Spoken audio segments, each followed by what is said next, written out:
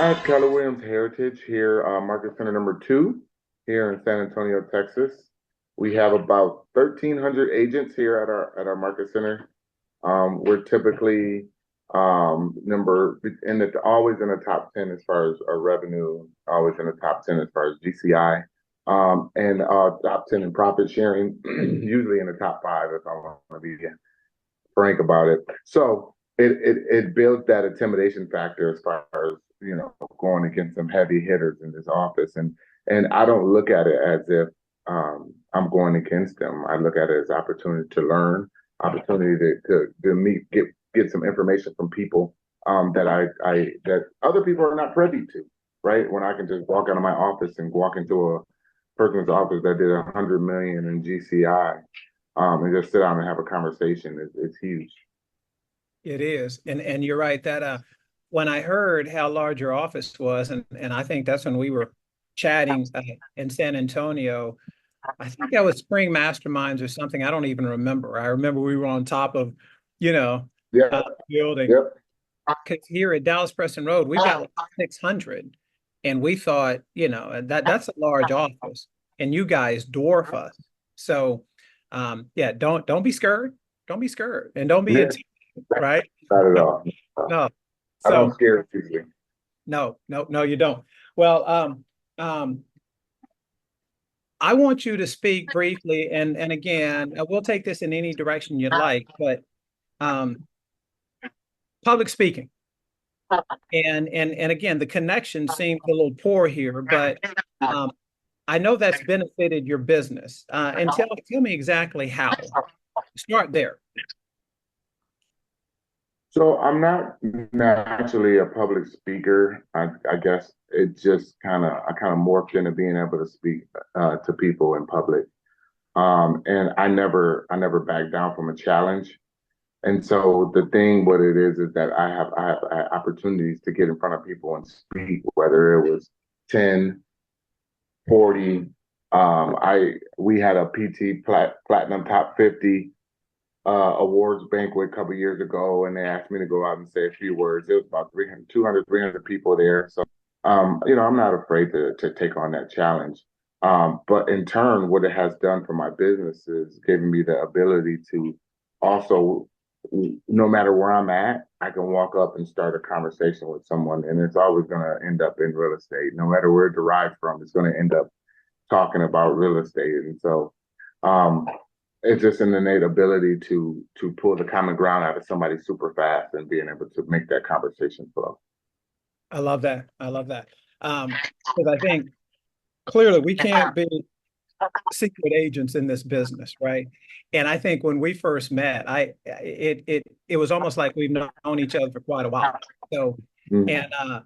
and I didn't confuse you as being Idris Elba, like so many do. Yeah, I get that often. I look at crazy. I'm in the middle of moving, and I haven't gotten a haircut or anything like that. So y'all seeing me in the super rough phase right now. But yeah, I hear that often, and I guess I can use that as a conversation piece as well, if need be. Again, I turn everything into opportunity, and Yes, that's where a lot of agents are failing, that they're not taking everything and turning it into an opportunity. yes, Um, because the way the market is now, and because there's so many people that have watched Bravo TV and different things like that, and Netflix and things like that, in order to, they think it's easy to be a real estate agent, and so you have many more people coming into the field of real estate and things like that. So there's a lot of missed opportunities, and other people are capitalizing on those. So every opportunity you have to get in front of somebody and have a conversation, no matter what that conversation is, it has to always lead back to real estate. I love it. I love it. Now, chat briefly. I know that home ownership is important to you, like it is, I think, to most of us. And I saw a piece on you about your mother, and I'm a very emotional guy, and it was so touching to me. Speak on mom and her I'd say her inability to own and how that's motivated you. And I'm so glad that we can hear you well because the visual isn't good, but we can hear you, I believe. So speak on that, brother. I appreciate it. Well, I'm sorry about the visuals. I don't know. We on the third floor in this building, and sometimes we don't get the best internet up here. I think we're gonna have to renegotiate this office bill and we can charge Okay. it. So yeah, I think you probably seen that video on YouTube. The thing about me and everybody asks me how I stay motivated and what I do real estate for, and your why have to be bigger than money. If your why is just money, then it's not going to always motivate you. So, being with that being said, is my why is that my mom always wanted us to have our own home, and she passed away when I was about 14 years old, and that never was a possibility. So every family I put into a home, I feel like I'm fulfilling her dream within them. And so I truly get selfishly, I get full enjoyment and fulfillment on helping that family get into a home, and especially the families that never thought that they would be able to afford one or get one. But at the same time, then you get paid, so that's the cherry on top, right? That's the caveat on top of what sweetens your why. Um, I mean, I grew up in Michigan, definitely inner city. I was raised for 30 plus years. I lived in Michigan, born and raised. My mom worked hard, two, three jobs. She had three boys. I was the youngest. I was the baby. I get to watch all the stupid stuff my older brother did and try not to do those things. And I was Right. deep into athletics. And so she was super proud of me. And I always wanted to give back to her. And when she passed away before I got into my 10th grade year, and I ended up starting on the varsity basketball team in 10th grade. And it just took off from there, and I played in college and different things like that. And everything that I did, I attributed to her tenacity and her hard work and diligence on being a better person. She actually derived from a small town in Cleveland, Mississippi. I've never been there. I've not met anybody, no family from there. So it's crazy because I was in Chicago at the Blackout event, uh, and I was talking to Keith James, and we were just having a conversation. He was like, "Yeah, I'm from Mississippi," and I was like, "Oh yeah, my family's from Mississippi." And come to find out, they're all from the same area, the little small area of Mississippi. So Right. yeah, and so he called his dad, like, "Yeah, I probably know your family," and it to me that was like heartfelt, and it almost brought me to tears, just kind of like an Antoine Fisher moment if you see Yes. that movie.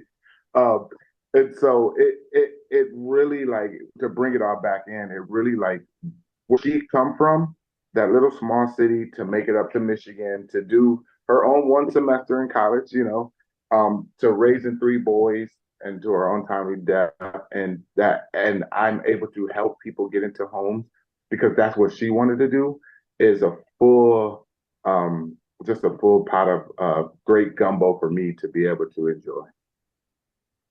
I love that. And again, I love the fact that you're one, I think you know your why, and you're not motivated by just money. Because I think that's the problem that so many younger folks who are getting into this business, they're only motivated by the money. They're not motivated by service, right? They don't know their why. They know a Kito that makes this look easy, a Richie and a Christina and a Rhonda that makes this look easy, and we know that it's not. So, and it's funny you mentioned Keith because I talked to Keith James yesterday briefly. And one, I Yeah. love the fact that this community is so willing to share and pick up the phone, Hmm. return the call when it's needed. So I appreciate that about everyone here. And I think about our real estate community as a whole because we're not all with Keller Williams. There's a number of different real estate companies uh, that make up this gumbo here, and I love that because this isn't. I'm seeing now it's very popular to be real estate agnostic, and that's all about different real estate companies, different professionals that all come together in this gumbo, and we respect each other, and we share, and we care. So thank you for everyone who contributes to that. So I know you've got a point because I see your hand moving in slow motion. So, man. Yeah. So I don't look at other agents, and it's good you say that. I don't look at other agents as competition, right? I look at them as colleagues. And Absolutely. once we get out of that competition arena in our mind, the only person I'm in competition with is that fella that I'm looking back at me when I look in that mirror, right? Amen. And your point of service, um, if you ask any of my agents that work on this team, I my big proprietor of service first and the money will follow. You Amen. know, service first always. If you take care of people, you're gonna get paid. You're gonna get paid taken care of back. So yes, exactly. Okay. Service first, money follows. I like it. And Mm-hmm. I having to write that down, even though I think I probably heard it, but there it is. Sometimes we have to hear that point 137 times before it really resonates. Mm-hmm. Oh, Right. Well, even like ads and different things like that. I'll take out some ads in a luxury home magazine and stuff like that, and you'll see it service first, service first. Now I don't put money to follow in the ad, but the service first is there, and if my team see it, they know what that means. yep. And so, and I want people to understand that our service is the top priority for you. But real quick, when you're talking about the why, right? It's a book that I read that really, really resonated with me. It's Eric Thomas, UOU. And he was actually talking about finding your why. And then when you find your why, you have to find your purpose, right? And a lot of people can find their why, and then a little bit more people can find their purpose and live in their purpose, but not a lot of people can go from living in their purpose to finding their greatness. And so that's where a lot of people struggle at, going from why to greatness. And so I'm trying to like revamp not my why, but my purpose, right? So I actually started going back and looking at Rick Warren's Purpose Driven Life book, trying to figure that portion out so I can, you know, hopefully in the next 5 years or so, I can be living from the purposeful to greatness. So, I love that. I love that. I think, um, you know, from why to greatness, it reminds me of our buddy Emmerich Peace, who, you know, hmm always says, be phenomenal. And hmm I equate that with your greatness. Uh, I think the point is the same, right? yeah, Let's continue to I mean, we grow when we're stretched, right? Sorry hmm about that. And I see you doing that constantly. So I appreciate you and I applaud you for that.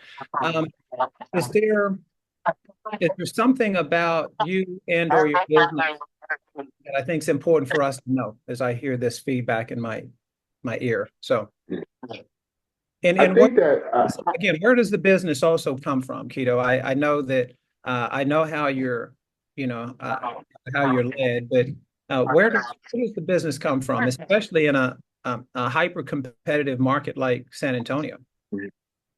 so I feel like it's business out here for everybody, Mhm. and you have to carve out your space, right? So there's a few things that we do. Obviously, we lean heavy on our SOI. Lean heavy on our SOI. Honestly, we have 6 listings on the board right now, and probably 4 of them are from SOI. So calling, being in conversation with them and different things like that. A lot of business right now as well is with new builds, new construction. So I actually go out and make relationships with people that actually work for said builder or different things like that to be top of mind for them as well. And that relationship don't it's not about coming from with your hand out, right? I want to come from a place of compassion. I want to come from a place of contribution, right? How can I contribute to you? How can I help you earn more money to put more food on your table for your family? Instead of coming and say, hey, do you got somebody, or hey, what can you do for me? You got to come from a place of contribution. And a lot of Abs- people are not doing that. We're coming from a place of greed, and we're coming from a place of I see Monique just joined in. She's around the corner somewhere in the office. Um, coming from a place of greed, there's a lot of people that come from a place of just out of desperation, right? Because we're this market is really have people living in a desperate mindset. And so, what do, right? And this shows your true colors when your back is against the wall, right? Are you going to fade? Are you going to lie, steal, and cheat? Or are you going to dig in and get more purposeful and come from a place of contribution, right? And so that's where we're at right now. I feel like in this market, and so I'm able to be able to. I'm thankful that I'm able to have those relationships with people to have a door open where, hey, Kito, we have four spec homes. Can you and your team come do open house? Yeah, we can. Hey, Kito, I'm not going to be here today. Can you come and just make sure that my model is covered? Yeah, I got you. Different things like that. And yeah, we do multi-million dollars of real estate, things like that, but I'm not too big to go and do open house. I'm not too big to go and sit inside of a model home and wait for somebody to come. I'm not too big on any of that. And so that's how you have to look at it. Yes, I'm a team lead and I'm here, but if I'm not doing it, how am I going to expect them to do Amen. Amen. And I appreciate you sharing that. I think our perspective is so different when we come from abundance, not scarcity.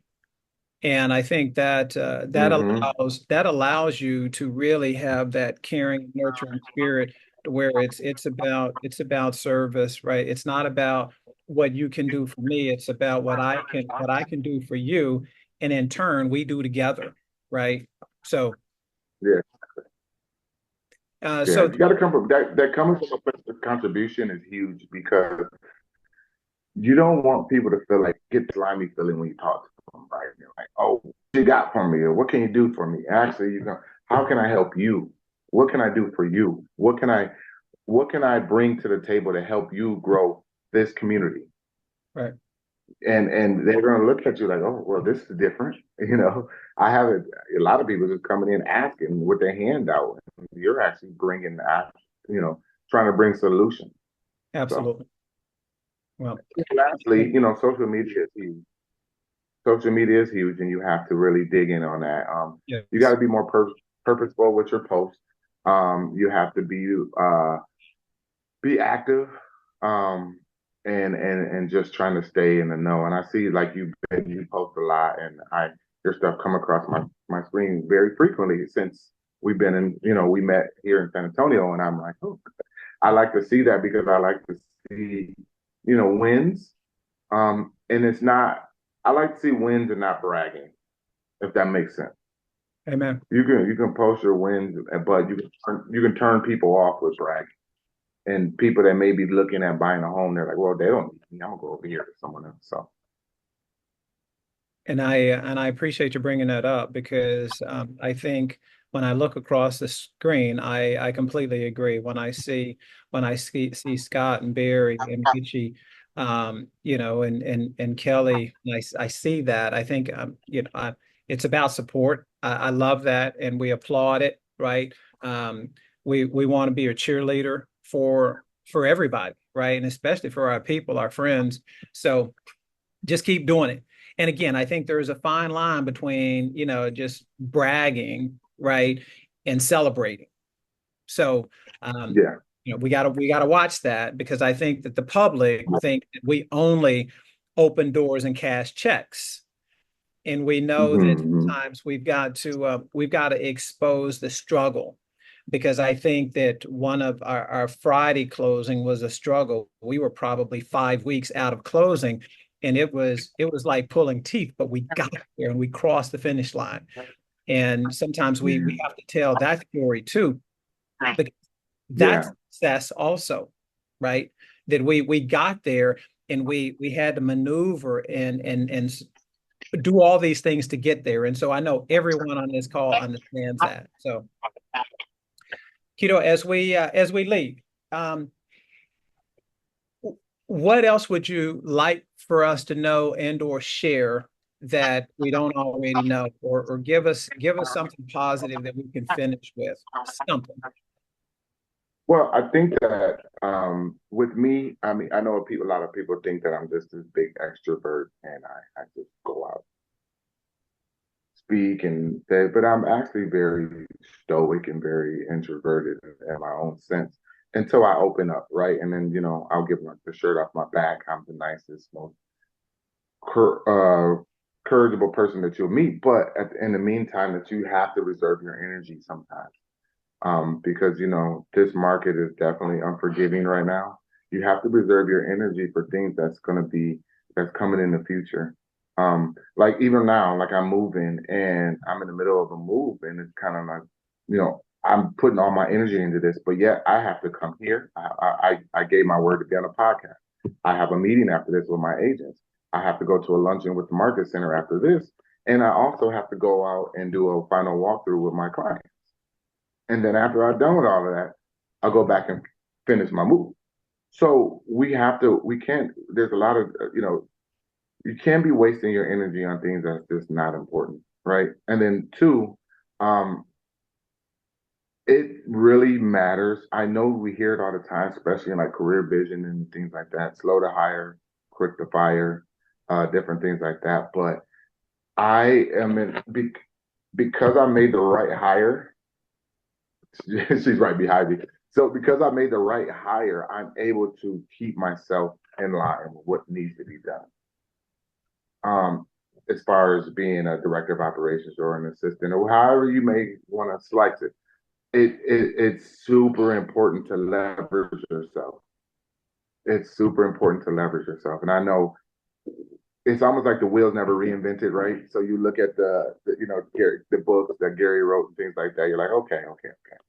And then you try it your way, and then you turn around and you pick up one of these, and then you try it that way, and it's like, oh wow, yeah, I should have been doing this a long time ago. So leverage, and not wasting energy. I love that. That was such a great way to finish. And again, why to greatness? I love that. And I would say that, yeah, reserve your energy. And I think, we want to do it all.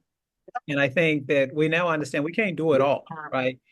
We've got to reserve our energy for the things that are important. Sometimes that's our 10 or our 20%, or that's for the things that really move our heart, right? So, and I appreciate you finishing on that because, again, well, we're all great.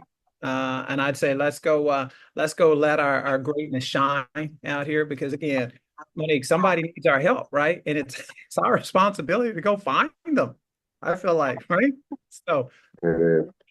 I appreciate you. I I want appreciate to thank the you. people that came on. Say that again. I just want to say I just want to thank the people that came on to listen. I really appreciate people taking time out of their day to be attentive and hear what I have to say, even if hopefully someone got a nugget or two out of it and it helped Absolutely. them and both them well. I can tell you this. I've never been on with a professional that there hadn't been a nugget, two or three dropped. And for me, um, there were a few. And again, and it sounds so simple, but just reserving our energy, I think, for things that are important or people that are important. People that we make a priority who don't make us a priority, right? I feel like they're probably not deserving of our time and energy. And so Mhm.